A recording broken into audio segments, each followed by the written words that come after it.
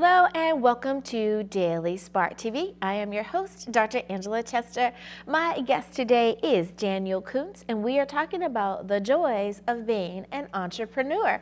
I know you get to set your own times, you get to do what you want to do, but you also have to do what you have to do to make sure that you are your best. Now, Daniel's going to share his love of so many different things. One is family, one is poetry, and being able to provide for his family the way that he decided, not the way someone else dictated. As an entrepreneur myself, I love it. Let me tell you a little bit more about Daniel. Daniel grew up in a family of 8 siblings, and he has a twin brother. A single father devoted to his beautiful 5 girls. Daniel is the author of Violets in Autumn. He works for a real estate investment of Utah and runs an e-commerce business as well. Daniel, welcome to the show. Good to be here.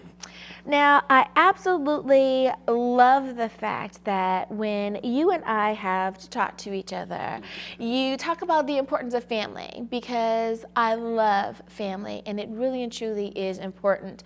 One thing that I loved about you is that you said, hey, I want to be able to do it my way, because my way is what's going to really make it happen and provide for my family to the best. I love that idea.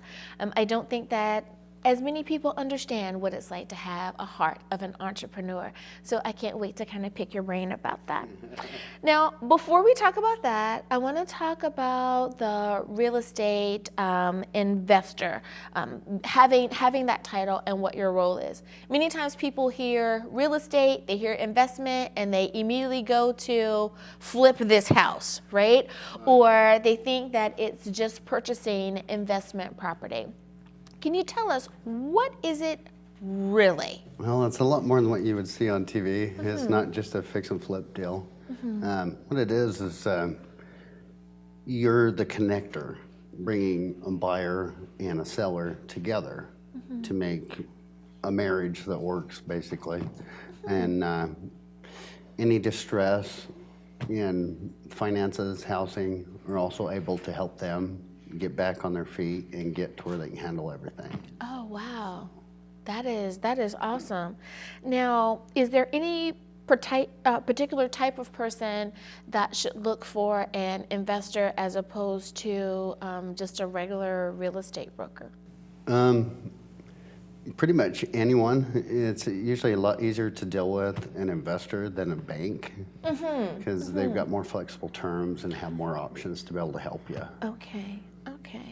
Now, for someone who says, I'm interested in the real estate world, do you have to be over 21? Is it just 18? Is there an age limit or requirement if you want to get involved in real estate? You have to be at least 18, so to start your education.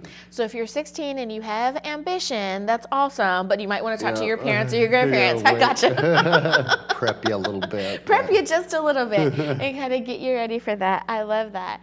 Now, is there anything that, if you want to start off, and let's say your 18th birthday is right around the corner and you're raring to go, is there any preparational steps that you need to take to make sure that you're ready on your 18th birthday? Are there classes? Are there licenses, permits, or anything that you need to start off with? There are classes that you would attend and some meetings, probably twice a week to start out with, to get your education rolling. And Gotcha. usually takes about 90 days to get certified after a lot of studying. Yeah. So, but it's well worth it in the end. I have a few friends that have gone into real estate, and it is not as easy as everyone thinks. They have to remember all the codes and all of that. Everybody hears real estate and versus an investor, and they're kind of two separate people. Like real estate, it was more like a salesperson. An investor is more of a connector. So, thank you for letting us know the difference between that. Now, so many times people have a dream of owning property in a particular place or a destination location, if they're thinking about, I want to own my own island, right? Or I want to have that investment property where maybe it's apartments or something like that. Is that something that you would still assist them with, or could they call their local realtor for that? Both could actually assist, but it's more likely that an investor would probably be more beneficial to accomplish that. It'd be much easier to get your outcome that you're desired. So, because they can arrange everything and go over all the terms. And if you do it side by side, you can kind of learn how to do some of it too. So that's an advantage. Now, for someone who says that they are looking to make their money grow and they don't know exactly what they want to do, but they just know that they want to be involved in real estate, they want their money to grow, what advice or tips do you have for that person? I would say first, invest in education, understand how money works, and understand your community. Those are the big things. And once you get to that point and understand, then you'll know how to funnel or use your money in the right way. So I like that. And I like how you said that you need to learn how your community works. What a great tip. Well, it's time for us to go to break, but don't worry, we will talk a little bit more, not only about community, but how to be more involved in your community, be that it's real estate or you have entrepreneurial aspirations. We'll be back right after this.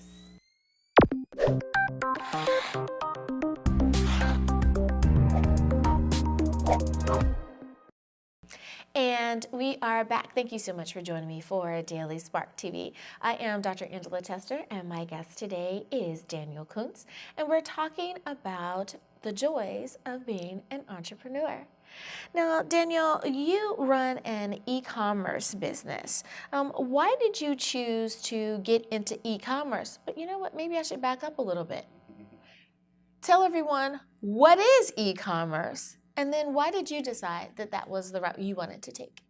it's basically online shopping, you know, e-commerce, any type of marketing that is run on the internet. And some of the things, why I wanted to get into that is because I can set my own hours, limitless opportunity, and unlimited potential. So, and I have a lot of variety of products to be able to offer to people. So, just plenty of ways to grow versus. So when we think about purchasing from online, and not necessarily to name drop, but this would be the same way as that you would have like maybe an Etsy store, or you would have yourstore.com, like yourbrand.com or .org or whatever it is. Is that what you mean by e-commerce? Yes. So it's exactly like an Etsy store, but. Yeah, because I know that that is one of so many of the moms that I interact with. That is a great way for them to be involved, but still be able to spend time with their young children. But I can understand if you want to have your own store, like you do, where it's so much more than just you could that. have a lot of fun with it, especially when you start creating products and you find out what everybody's craving, new trends and stuff. So Right. it used to be a lot of fun. Now, is there a particular moment in one's own understanding of self? You know who you are, you know what your demands are, what your requirements are for having a successful home life. Is there a moment when you know that now is the time to go on and get involved in e-commerce? I guess I'm a little crazy that way.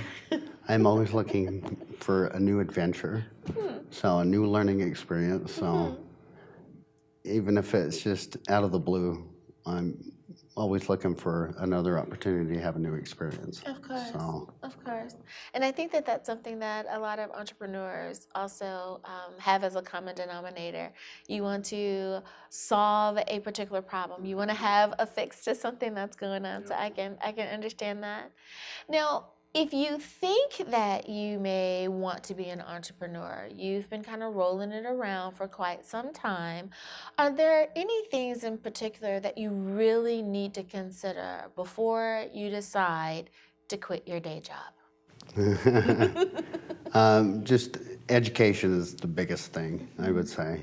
Don't be afraid to take chances because that's the only way you're going to learn. So you can't wait until you get to a certain plateau, but have some of the right structures in place to be able to make that transition. So, and make sure you have a good team, a good group of people around you. That will make your transition much easier. So. So for some people, depending, of course, on what their product may be, would you say that if you're not quite sure before you jump all the way in, that you may stick your toe in the water, so to speak, and do something part-time before you become fully invested in e-commerce? I would suggest that, especially if one of the areas that you're interested in going into business has something associated with it, like shoes, maybe look at clothes, something related to kind of give you an idea of how the market works, how the business works, and also tastes of customers and what everybody's desiring. So. Now, when we think about traditional storefronts, right? We always hear location, location, location, right? So if we're doing something that's internet-based, e-commerce, is it product, product, product? I would say the brand is the doorway Okay. that opens up that opportunity, but your location is your customer now. So you can, once you're able to target what market you want to serve, that's your location. Okay. And you're able to expand and just keep growing. So. Now, is there any particular aspect of having your own online business that is going to require more of your attention than any other aspect? Some people it's like, I don't want to do marketing or I don't want to have to do the nuts and bolts of the website. But is there anything that you should really make sure that you pay attention to that aspect? Research. Yeah. That's the biggest spot is research, because when you're handling massive amount of inventories and products, you want to make sure your supplier, excuse me, is a good supplier to handle that. And that's where a lot of people just jump in thinking, oh, I can just click a button and it'll work for me. So they don't really research it very much. So that's the biggest factor, I would say. Now, speaking of supplies, you're a newbie, and not you, but one is a newbie who's thinking about doing it, and now the item is on back order. Is there a particular way that you should handle that? Is there a better way to handle it than just saying item is on back order? You'd have to search all your avenues to see if there's a different supplier that you can get the product from. But sometimes in manufacturing, there's certain seasons that you can't get certain items. So. Oh, right. So be aware of your product, be aware of your season, and perhaps have a backup to your backup so you don't have any back orders. I love it. I love it. Well, it is time for us to take a break, but we will continue this conversation about being an entrepreneur. We'll be back right after this.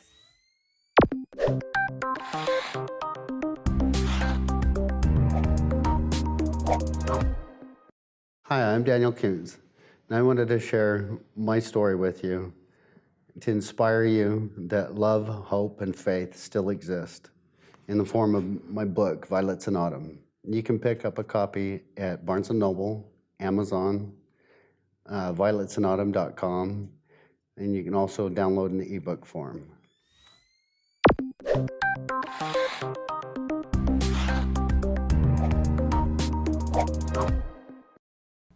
And we are back. Thank you so much for joining me for Daily Spark TV. Today we are talking about the joys of being an entrepreneur. My guest is Daniel Koonce.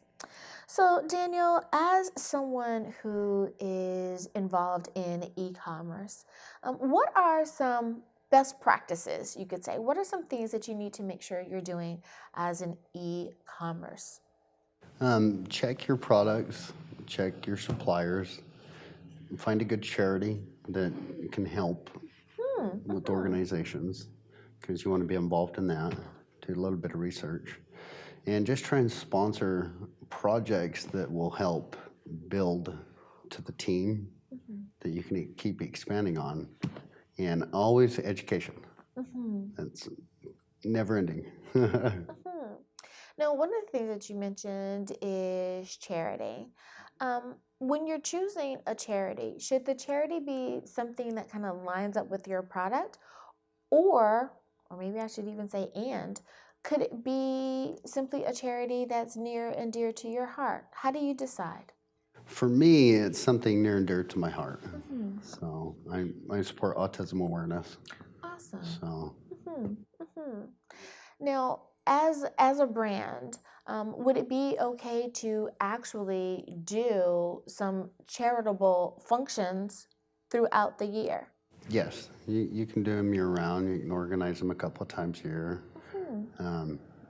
There's really no set time frame for a calendar month. Just organize an event and invite as many people as possible. Of course. I love that because I always think about how so many brands have a tendency to do something for Thanksgiving, or they'll do something for Christmas, or even back to school. Sometimes there's something to do. So you could also not only do the popular holidays, let's say, but maybe a time period that it might be something special to you, or a change of season or something like that. Okay, that's great. Now, one of the things that you do as an entrepreneur and all of the many hats that you wear is that you are also an author. Now, if we had asked you 15 years ago if you thought that you would be an author, what would you have said? Not likely at all. So it would have been like the last thing that you would have ever thought about. So just far out there. So, what made you decide that not only did you want to be involved in e commerce and in real estate, but now you wanted to add author to your title? I used to like to write stories when I was a kid. So I always had written stories and scripts and stuff like that growing up. So it kind of became an outlet that I could share my passion, mainly with myself, but just by accident become an author. So I would write letters every day and get to a point I had enough compiled and somebody suggested get it published, and that's kind of what led into everything else. Wow. So So, would you say that that's a bit of advice that you can give to some aspiring author, and that is just to keep writing? yep, and keep writing. Never give up. I It'll love open up that. new opportunities. Yeah, you never know. And with the ability for our books to be international, you never know who's going to pick up your book and who's going to say, "Wow, this really helped me." And it'll be surprising where they become popular too. I was trying to see about getting published in other languages, so that's another adventure that you can That try. would be nice. So Yeah.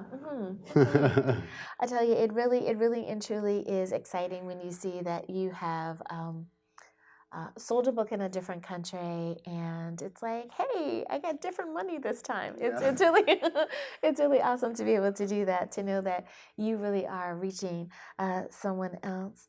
Now, when you decide that you're going to be an author or an entrepreneur, if we kind of zoom out a little bit and say the entrepreneur lifestyle is what I want to do, that requires a bit of organization.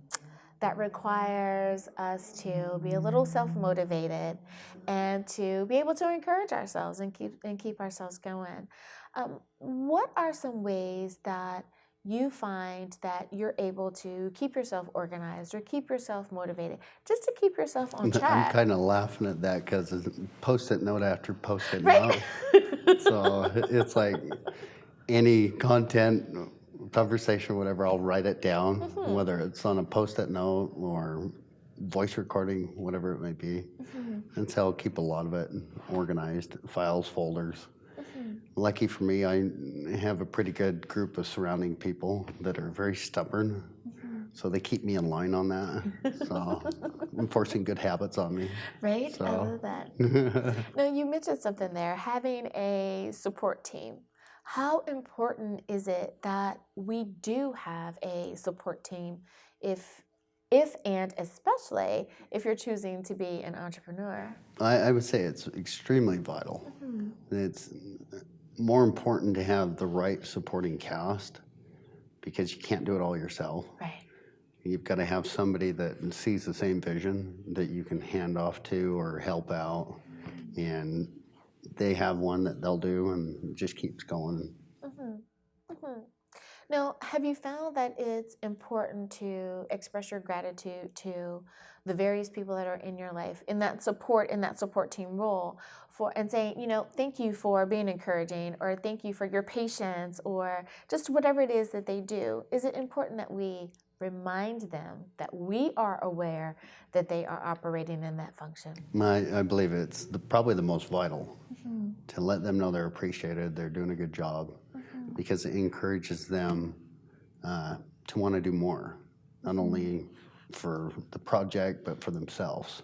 In the long run, it's a win-win for everybody. So. Now, for so many people, staying on track or planning is one of the hardest aspects of their day-to-day, not to mention their week by week, right? Have you found that there are certain things that you do on particular days or things that you do at a particular time of day that really helps to keep you on course, to keep you on track? I think doing similar work for a number of years and kind of getting that habit that you can look at the clock and know what needs to be done by that time. And if you're not on that time frame, you panic a little bit. So I'm like, I know I've got to get 10 more things done today. So, but that with my previous line of work that growing up, that's helped train me in that aspect and make it a good habit that way. So would you say that for the person who's thinking about quitting their day job, before they do that it's okay to actually kind of pick up a few more habits, a little bit more discipline that 9 to 5 gives you before you fully go into entrepreneurialism? Yes, I think you actually need it. So, because everybody thinks being an entrepreneur, you can wake up any time of day and work 1 hour a week and be a millionaire, and that's not the case. I think it actually requires more discipline than a 9 to 5, because you've got to tell yourself to get out of bed. You've got to remind yourself of your schedule, your obligations, your commitments. So it takes a little more discipline. Absolutely. So yeah, many times we do work 70 hours a week instead of 40 hours a week. But 71 week and 20 the next. No. Exactly. I love it.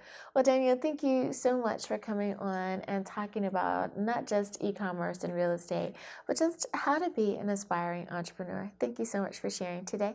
Thank you. And thank you for tuning in to Daily Spark TV.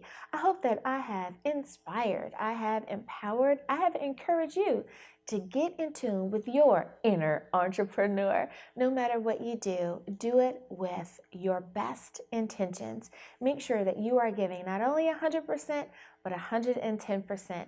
And let me tell you, your hard work will definitely pay off. Your customers, your clients will appreciate you going that extra mile. Until next time, everyone, be blessed and have a great day. Bye-bye.